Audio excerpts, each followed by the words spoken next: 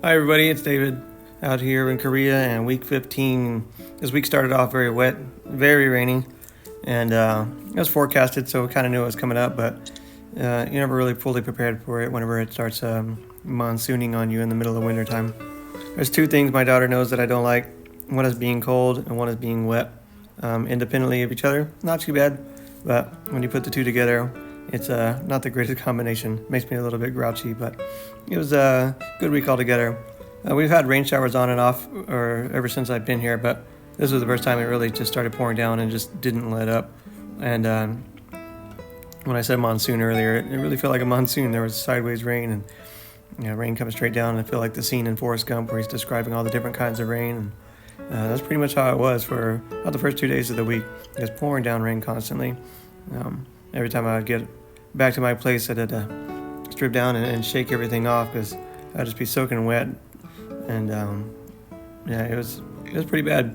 Grateful to have rain, but cold, wet rain, not always the funnest thing.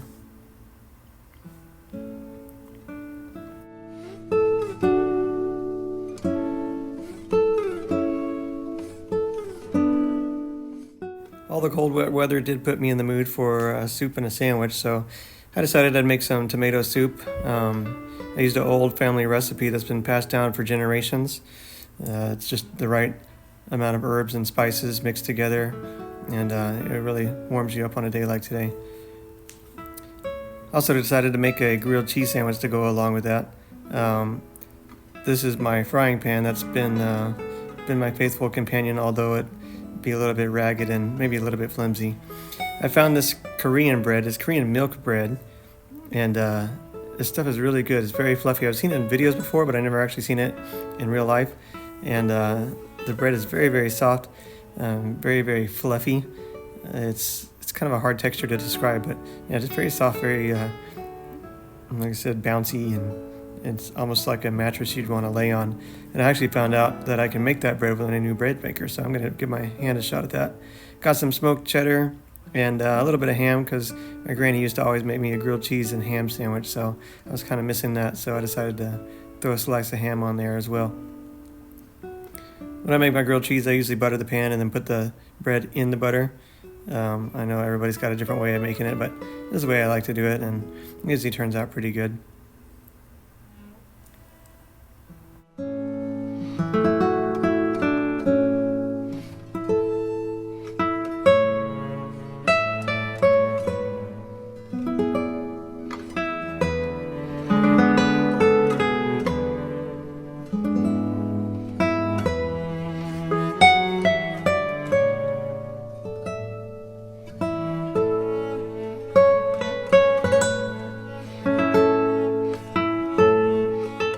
So after I got it all situated, decided to plate it all up. So I poured my nice homemade, hard-worked soup into a bowl, put my sandwich on a plate, and decided I could make it look a little bit more fancy than that, even though I'm just serving myself. But I had to put it on video too, so spruced it up just as much as I could. Actually turned out pretty good, hit the spot. Later in the week, I had to travel up to Osan, one of the cities up here, and drop a coworker off to get some stuff done up in this town. And while he was doing what he needed to do, I decided to walk around and take a look and see what it has around that area. This area is kind of neat because it's got a lot of urban area, a lot of new development, as you can see in the background, but then it's still got some of the older housing and the older villages still standing. So some of the spaces are very, very tight, but it's kind of neat to see what they do with the amount of space that they have. And this area is not too bad, but like I said, a little bit tighter than some of the other areas that I've been to for sure. And it seems kind of like that's how these developments always go up. They start as small towns and then slowly grow just like anywhere else, but unlike a lot of places, they keep some of the old infrastructure that they have and just develop new things around the old infrastructure. I went to one of the shops and took a look around to see what kind of clothing they had. We knew it was going to be getting much colder in the week and the moisture was going to stay around. So I wanted to see if I could find a little something warmer to wear, but I ended up not really finding anything I just couldn't live without. But it was fun to shop around and see exactly what they had. And of course, like everywhere, they always have the Korean trinkets that you can send back home to the loved ones and things like that. But I think I have exhausted all the Korean trinkets that I could possibly get. And this area is pretty neat too. It's like I said, urban area surrounded by farmland is a lot of what this area has to offer. So that's pretty neat to see. I wrapped up that day by eating this really good bean curd soup, and it's better than it sounds. Towards the end of the week, the skies kind of gave an ominous warning of what was ahead. But I also got a box from my dad, which my sisters contributed to, and I got a whole bunch of neat stuff inside of there. My sister loves to give me things to work on and projects and stuff like that. But she also finds whatever she can that's funny or she thinks I might get a kick out of, and she filled this box with a lot of that kind of stuff. So I was very grateful to have all that. It's little things that keep me entertained throughout the day, and they're always fun to have. I don't know where she found a bunch of this stuff, but like I said, grateful to have it. A harmonica I've already played on a couple of times. These must be from Dad's, because Dad always loves the peanut butter filled pretzels, and so do I. And then a couple of games and things like that. Like I said, just fidgety things. They're always fun to have, especially when you're just sitting around and watching TV or playing around. It's always good to have something to mess with. A little Mario turtle shell keychain, which I ended up putting on my guitar case. And then this thing is perplexing because it's a little puzzle cube that is just infinite. And then Dad sent his annual present, which every year we get a box just like that.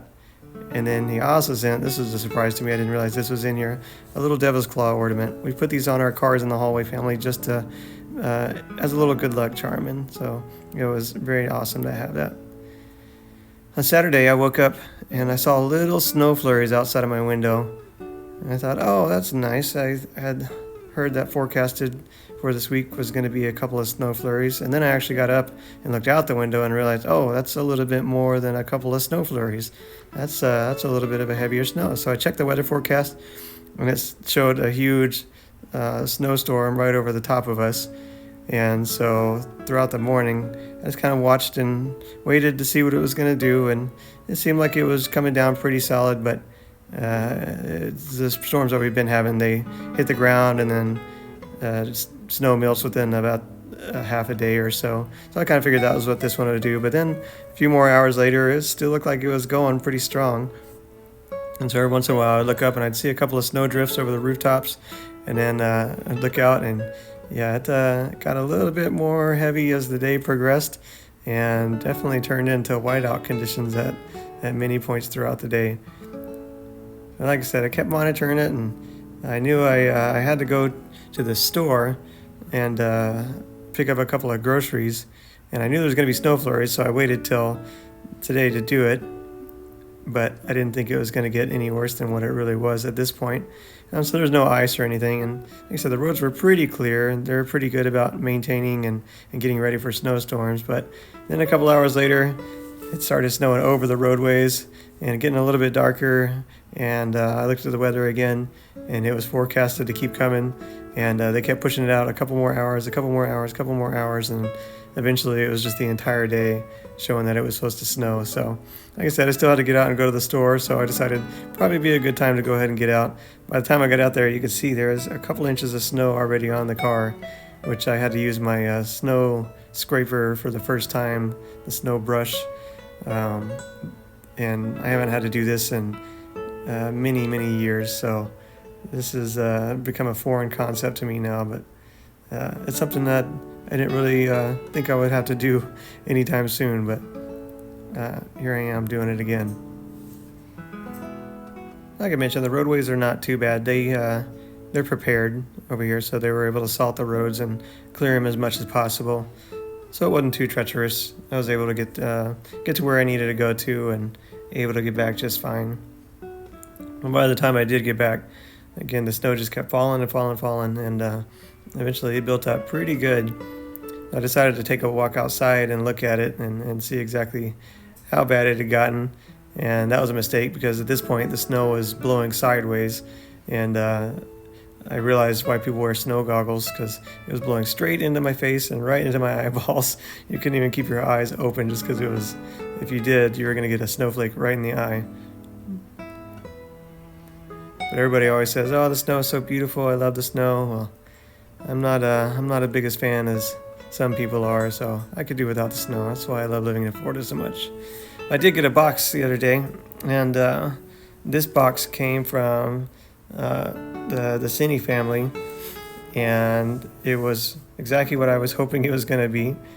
Aunt Connie makes the best snacks and desserts on the face of the earth, and that's exactly what I got in these boxes. So this is not the first time that I've had treats and things like that encased in popcorn, and every time something has to be shipped over the ocean, it seems like that is the preferred method to do, because it always survives and comes intact whenever it's surrounded in popcorn. So everything came in 100%. I don't think anything was broken or chipped or cracked. It all came 100% perfect. So, and Connie, awesome job. So thank you so much for sending all that. I think I've probably already gained maybe 5 or 10 pounds from eating all this stuff already, but I'm going to share maybe a little bit of it. I definitely want to hold on to a lot of it, but like I said, I've eaten a ton of this already. Chocolate chip cookies are my favorite, and that's what these were, chocolate chip pecan, and I couldn't help but to go ahead and snag one right there while I was recording, and super good cookies. I love them. And then this one was a huge surprise for me. I love fudge, and as soon as I opened this one up, I smelled the peanut butter. So just like my dad, I love peanut butter and chocolate, and so you can't have a wrong combination when it comes to peanut butter and chocolate. So thank you so much, Aunt Connie, for sending all that, and thank you to the Cine families. That's just wonderful, and I love it. I got a couple of guys coming over tonight. I may hide some of this, but I may share a little bit too. So by the end of the day, like I said, the snow just kept falling and falling, and it just seemed to get progressively worse. And for forecasting snow flurries, they got it just a little bit wrong, I think. So at night, I ended up meeting a couple of guys. We decided we were going to go out and get some dinner together. And we've kind of established, I guess, a Saturday routine or a weekend routine, I guess, where we go out and we go to one specific restaurant that we all like to eat at. And we weren't going to let a little bit of snow stop us. So we made it to the restaurant we wanted to go to despite all the snow. And we ended up having a good time. And I actually had bought a heated vest not too long ago, a battery-powered heated vest. And that plus the hand warmers Mom had sent me, and the facial scarf Dad had sent, all that stuff I put on together and was bundled up nice and tight. And I think if I didn't have all that, I definitely wouldn't have gone out. But having all that made it a lot easier to tolerate the cold and the snow. By the end of the night, everything started freezing over. So this was the point where the snow starts to get that ice layer on top of it and crunches every time you drive on it. So the drive back to my apartment was not too bad, but you could definitely tell the next day was going to be pretty frosty. So this is the last of the soft snow before it really started getting iced over. And it was pretty deep at some points. I'm not sure exactly how many inches it was, but I'd say it was at least a good 3 to 5 inches. You can't really tell by the roadways, but it got piled up pretty high.